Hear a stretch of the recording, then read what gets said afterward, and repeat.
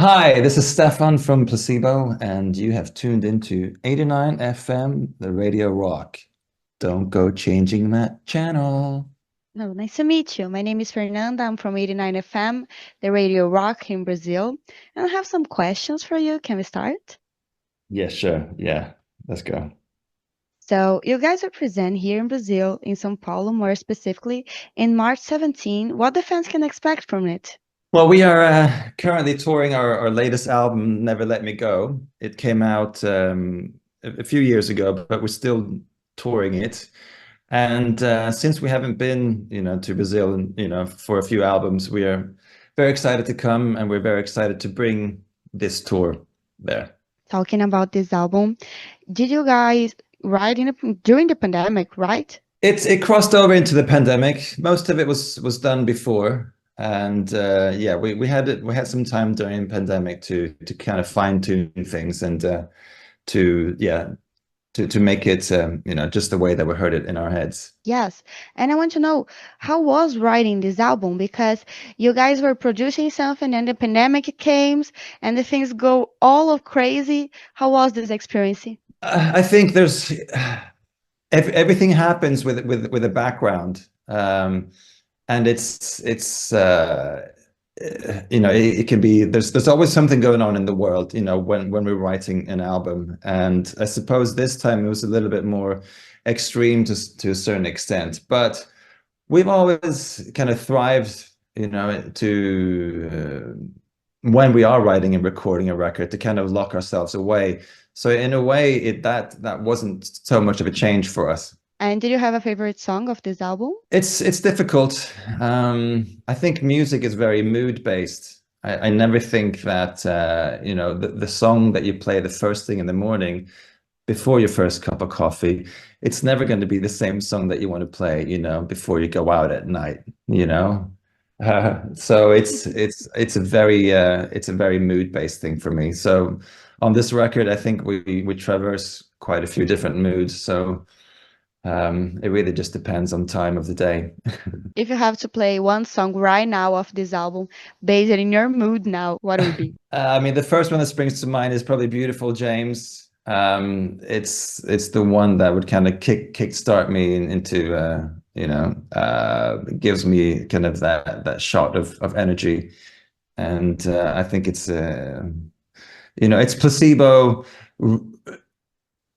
showing its love of keyboards, of synthesizers, because on this album there's lots and lots of synthesizers, and I think "Beautiful James" is a perfect example where we really bring a keyboard melody to the forefront. And talking about the show, you guys did an experience without cell phones years ago during the show. Can you expect something like this here in São Paulo? Because we're spending so much time behind screens, which is it's supposed to connect us more to people, but at the same time we're still sitting there by ourselves.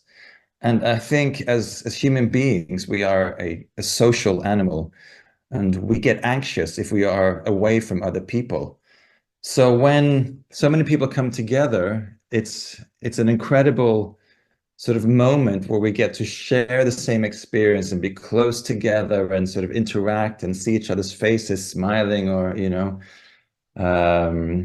can smell each other, and this like the whole kind of moment, which is quite short, really. It's barely a few hours, and what we like to do is to kind of promote that feeling of togetherness, that we only have for such a short period of time. And I think it's a beautiful moment, and I think if you let yourself be there present, it can be quite a transcendental time.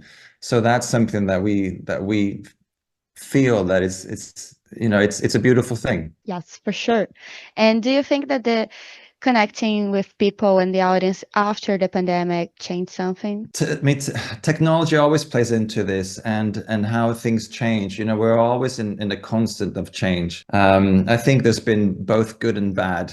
I think, for example, what we're doing now, we're talking over Zoom, for example. This enables us to, in some ways, to connect in for these type of exercise, or this type of interview, for example, makes it much easier. But I think we're still trying to find our way out. And like I said, I think we need the human interaction, and I think that is something that that we are still trying to reconnect with, after the pandemic. And when you guys are here in Brazil, you have some time to visit around, or you're just coming to play and leave? It's unfortunately, we don't get to spend as much time as we want to in all the countries that we go to. It logistically becomes quite complicated, and I mean, we've had a chance in Brazil in the past to tour up and down the whole country. So we've been very fortunate to see more of the country than a lot of people have, and we have had some good times. So even though it's just for a few days, we're still going to be, very appreciative of the time that we spend there. Can you choose a favorite place here in Brazil? It's a very, it's very unique in the sense that it's got so many different, cultures and aspects, from north to south. It's quite incredible. I don't think I've seen that in many other countries in the whole world. We've had good times up and down the whole country, just to put it that way. Yeah. Okay. And did you try any Brazilian food? Yeah, we did. I mean, it's hard not to. So it's more about trying to watch the waistline and make sure that it's to be honest, it really comes about the show. The show is the most important thing for us. So everything revolves around that. I think over the years, that's the one thing that that is sacred for us. The show has to be the most important thing. So everything around that, nutrition and sort of sleep and all that, over the years has become more and more important.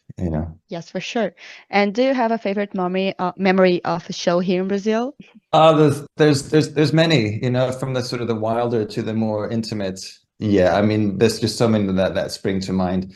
I guess we've just had so much energy from the crowd, and sometimes the energy kind of spilled over into our remaining time there. I remember I DJ'd, once, in Rio, and we had such an amazing time.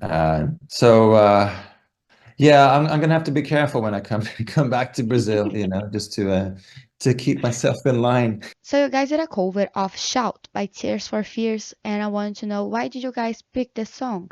We tend to do cover songs that we have a connection to, and both me and Brian were kind of children of the 80s and grew up in a very interesting time, musically and artistically, from artists like Kate Bush, for example, or David Bowie.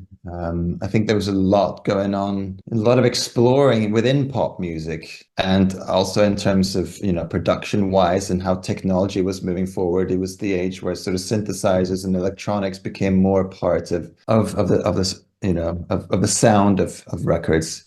Yeah, so we choose songs basically that we're excited about and that we still feel, resonate today. And I think "Shout" is a perfect example of that, and I also think in terms of, Yes, the message that it's getting across, it's still very vital today. and this was not the first cover of the band.